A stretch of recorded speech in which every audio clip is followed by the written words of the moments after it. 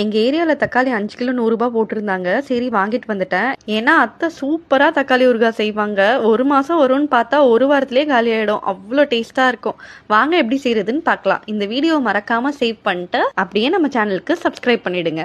இப்போ ஒரு கடாயில 1 கப் நல்லெண்ணெய் ஊற்றி பொடியா நறுக்கின 1.5 கிலோ தக்காளி போட்டு இது கூடவே 1/2 ஸ்பூன் மஞ்சள் தூள், கொஞ்சம் உப்பு, 1/2 ஸ்பூன் வெறும் மிளகாய் தூள், 1/2 ஸ்பூன் குழம்பு மிளகாய் தூள் போட்டு நல்லா கலந்து விட்டுடலாம். இப்போ ஒரு லெமன் சைஸ் புளிய விதை நார் இல்லாம கிளீன் பண்ணி இது கூட சேர்த்து நல்லா திக்காகிற வரைக்கும் கொதிக்க விட்டுடலாம். இப்போ அடுப்பு சிம்ல வச்சு கலந்து விட்டுக்கிட்டே இருக்கணும். நல்லா குழஞ்சு வரணும்.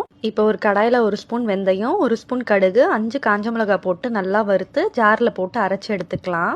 இப்போ அரைச்ச பொடியை இது கூட சேர்த்து நல்லா மிக்ஸ் பண்ணி உப்பு காரம் செக் பண்ணி தேவைன்னா சேர்த்துக்கிட்டு எண்ணெய் பிரியிற வரைக்கும் வெயிட் பண்ணலாம். ஒரு கடாயில எண்ணெய் ஊற்றி 2 காஞ்ச மிளகாய், கொஞ்சம் கடுகு, கொஞ்சம் வெந்தயம், ஒரு 20 பல்லு பூண்டு, 1/4 ஸ்பூன் பெருங்காயத்தூள் போட்டு நல்லா கலந்துட்டா செம்ம டேஸ்டியான தக்காளி ஊறுகாய் ரெடி.